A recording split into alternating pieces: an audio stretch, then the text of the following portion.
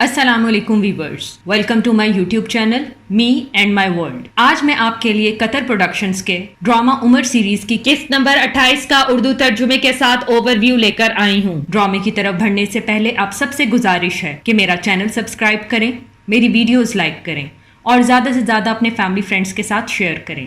شکریہ۔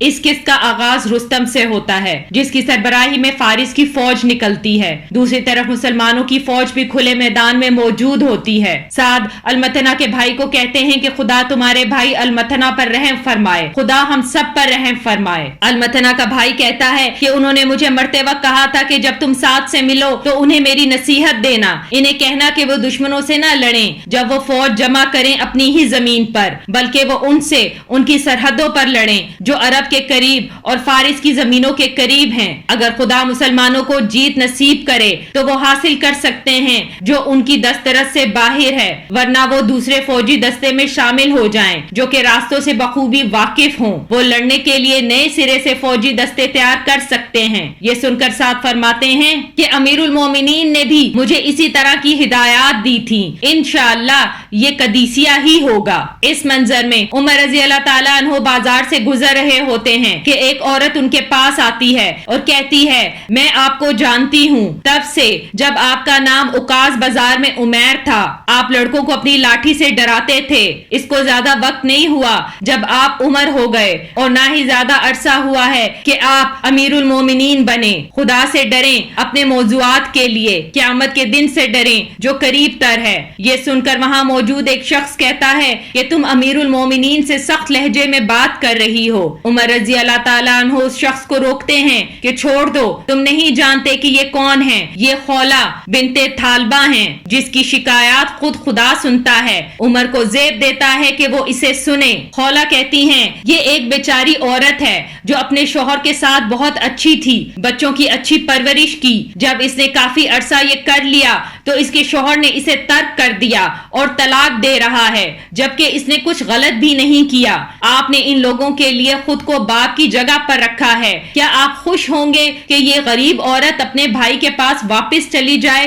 کہ وہ اس کی دیکھ بھال کریں؟ یہ سننے کے بعد عمر رضی اللہ تعالیٰ عنہ اس عورت کے شوہر کے پاس جاتے ہیں اور کہتے ہیں کہ میں نے سنا ہے تم نے اپنی بیوی کو ترک کر دیا ہے اور اسے طلاق دینے والے ہو، جبکہ لوگ اس کے اعلیٰ کردار اور حسن سلوک کی گواہی دیتے ہیں۔ کیا تم نے اسے سرکش پایا یا اس کے کردار سے تمہیں شکایت ہے کہ تم اسے طلاق دے رہے ہو؟ شوہر کہتا ہے قطعی نہیں، میں صرف حقیقت بیان کروں گا، آپ نے جیسا کہا وہ سچ ہے، لیکن میں اس سے محبت نہیں کرتا۔ عمر رضی اللہ تعالیٰ عنہ اسے کہتے ہیں کیا تمام خاندان محبت کو ترجیح دیتے ہیں؟ کیا کسی نے تم پر زبردستی کی تھی کہ اس سے شادی کرو؟ دیکھو جب ہم شادی کرتے ہیں تو ہم اپنی بیویوں سے عہد کرتے ہیں، تو پھر وہ ہمارے بچوں کو اس دنیا میں لاتی ہے، انہیں دودھ پلاتی ہے اور اچھی تربیت دیتی ہے۔ پھر کیا یہ صحیح ہے کہ جب وہ درمیانی عمر میں پہنچ جائے تو اس کا آدمی اسے ترک کر دے؟ اگر وہ گھر اور گھر والوں سے غافل ہو جائے اور اپنی ظاہری خوبصورتی پر دھیان دے تو اس کا شوہر اس پر تنقید کر سکتا ہے، وہ پہلا ہوگا اس پر تنقید کرنے والا۔ اب بتاؤ وہ کہاں جائے گی؟ اور ایمانداری اور وفاداری کا کیا؟ جس طرح تم اپنی بیوی سے برتاؤ کر رہے ہو اس پر خدا سے ڈرو۔ یہ کہہ کر عمر رضی اللہ تعالیٰ عنہ وہاں سے چلے جاتے ہیں۔ اس منظر میں عمر رضی اللہ تعالیٰ عنہ لوگوں سے مخاطب ہو کر فرماتے ہیں کہ اے لوگو، میں نے دیکھا اور سنا ہے کہ آج بھی تم لوگ اپنے اپنے گروہ میں گھرے رہتے ہو جیسا کہ زمانہ جہالیت میں ہوا کرتا تھا۔ تم لوگ دوسرے مسلمانوں کو کسی بھی وجہ کو لے کر اپنی مجالس میں شامل نہیں کرتے، یہ طریقہ غلط ہے۔ ہم سب اب مسلمان ہیں اور ہمارا ایک ہی گروہ ہے، یہ جلد ختم نہ ہوا تو مجھے ڈر ہے کہ ہم اسلام کی اقسام بنانے میں دیر نہ کریں گے، یہ طریقہ ہمارے اتحاد کو ختم کرے گا۔ پس مشترکہ مجالس میں بیٹھا کرو، سب سے ایک جیسا سلوک روا رکھو، زمانہ جہالیت کے طور اتوار کو بھلا دو، یہی ہم سب کے لیے اچھا ہے اور اسلام کی سالمیت کے لیے ضروری بھی۔ اس منظر میں حکیم سعد ابن ابی وقاص رضی اللہ تعالیٰ عنہ کی ٹانگ کا زخم دیکھتا ہے اور کہتا ہے یہ عرق النساء کی حالت میں ہے، لیکن مجھے نہیں پتا کہ یہ خراشیں کیسی ہیں، یہ ایسا ہے کہ شاید یہاں کا موسم آپ کو راس نہیں آیا۔ سعد رضی اللہ تعالیٰ عنہ انہیں کہتے ہیں کہ مجھے اس کا علاج کر کے دو، دشمن ہمارے قریب ہی ہے اور میں ایسی حالت میں ہوں کہ نہ چل سکتا ہوں، نہ سواری کر سکتا ہوں اور نہ ہی خود دوسری طرف کروٹ بدل سکتا ہوں۔ حکیم کہتا ہے کہ میں کروں گا جو میں کر سکتا ہوں، لیکن میرے پاس ابھی اس کا علاج نہیں، اور اگر ہوتا بھی تو یہ ایک رات میں غائب نہیں ہو سکتا۔ یہ کہہ کر حکیم چلا جاتا ہے۔ وہیں پاس ہی یہ ساری گفتگو ان کی بیوی سلمہ سن رہی ہوتی ہیں، جو حکیم کے جانے کے بعد ان کے پاس آتی ہیں۔ سعد ان سے فرماتے ہیں کہ میں اب کیا کروں، ہم اپنے دشمنوں کا مقابلہ کرنے والے ہیں۔ سلمہ ان سے کہتی ہے کہ بہتر یہی ہے کہ آپ یہیں رہیں اور کسی اور کو فوج کی سربراہی دیں، آپ یہاں سے حکم دیں اور وہ اس کی اطاعت کرے۔ سعد فرماتے ہیں اور اگر جنگ اچانک شروع ہو گئی تو؟ سلمہ کہتی ہیں یہی کریں جو میں نے کہا، قادسیہ کا میدان اس جگہ اور دریا کے درمیان ہے، جب فوج جنگ کے لیے تیار ہوگی تو آپ برآمدے سے دیکھنا،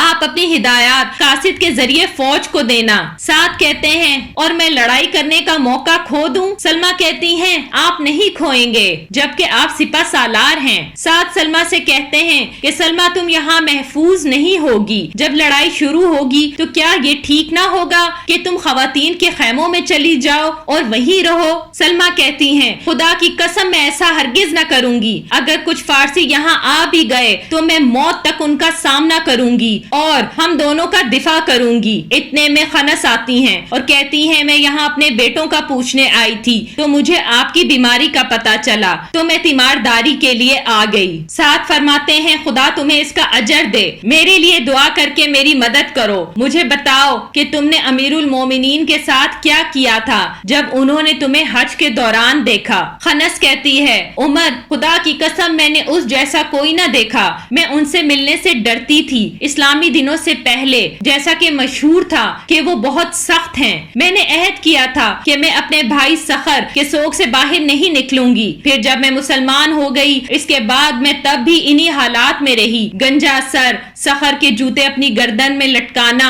لوگ مجھ پر الزام لگاتے اور کہتے کہ اسلام نے اس سب کو حرام کیا ہے، لیکن میں نے توجہ نہ دی۔ انہوں نے اس کی شکایت عمر رضی اللہ تعالیٰ عنہ سے کر دی، وہ مجھ سے ملے جب میں کعبے کے آس پاس طواف کر رہی تھی، خدا کی قسم نہ انہوں نے میری سرزنش کی اور نہ ہی مجبور کیا۔ انہوں نے مجھے کہا خنس کس وجہ سے تمہاری آنکھوں میں اتنے آنسو بہے؟ میں نے کہا مددار کے سربراہ کے لیے روتی ہوں۔ انہوں نے کہا یہ وہ لوگ تھے جو دور جہالیت میں مر گئے۔ میں نے کہا میں اس لیے ان کے لیے روتی تھی کہ انتقام کے لیے زور دو، اب میں اس لیے روتی ہوں کہ ان کی قسمت میں جہنم ہے۔ انہوں نے مجھے کہا کہ میں سخر کے لیے اپنی شاعری سناؤں۔ میں نے کہا کون سی والی، جہالیت کے دور کی یا ابھی والی؟ انہوں نے کہا کیا تمہارے پاس ابھی جدید کی ہے؟ میں نے جواب دیا ہاں، میری آنکھوں نے ابھی بھی اس کے لیے رونا بند نہ کیا۔ انہوں نے کہا تو پھر دور جدید کی سناؤ۔ پھر میں نے انہیں اپنی شاعری سنائی جسے سن کر وہ رونے لگے۔ انہیں اپنے بھائی زید ابن الخطاب کی یاد آئی، پھر لوگوں سے متوجہ ہوئے اور کہا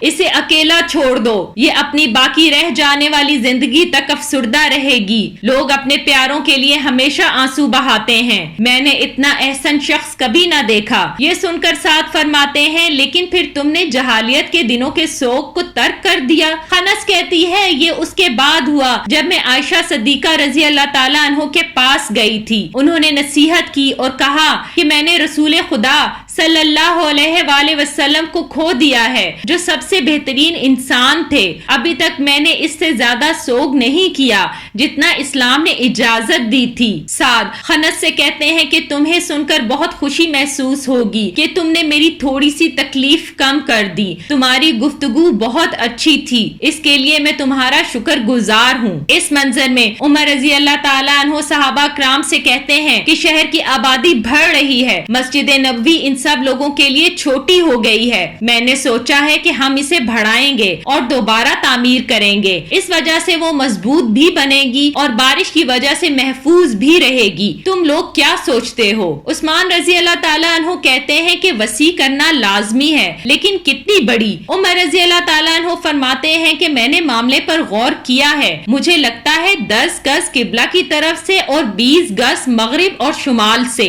अभी उमर रजी अल्लाह ताला अन्हु बात मुकम्मल कर ही रहे होते हैं कि एक शख्स आता है और कहता है मेरे साथ अभी आए, मेरी मदद करें। उबैदुल्लाह इब्ने साद के खिलाफ वो मेरे साथ ना इंसाफी कर रहा है। उमर रजी अल्लाह ताला अन्हु उसका हाथ झटकते हैं और कहते हैं कि तुम्हें नजर नहीं आ रहा कि मैं मसरूफ हूँ? तुम उमर को छोड़ देते हो जब वो तुम्हारे पास आता है, लेकिन जब तुम उसे देखते हो कि वो मुसलमान मुआशरे के मामलात में मसरूफ है तो तुम उसके पास आ जाते हो। ये सुनकर वो शख्स चला जाता है। उस शख्स के जाने के बाद उस्मान रजी अल्लाह ताला अन्हु उमर रजी अल्लाह ताला अन्हु से मस्जिद के मुतल्लिक पूछते हैं। उमर रजी अल्लाह ताला अन्हु कहते हैं ला हौला वला कुव्वता इल्ला बिल्लाह, तुमने क्या कर दिया उमर? फिर असलम को कहते हैं इस आदमी को फौरन मेरे पास लाओ। असलम हुक्म की तामील करते हुए उस शख्स को अमीरुल मोमिनीन के पास वापस लेकर आता है। वो शख्स कहता है आप जो चाहे मुझे सजा दें। उमर रजी अल्लाह ताला अन्हु उन्हें अपनी लाठी देते हैं और कहते हैं इसे पकड़ो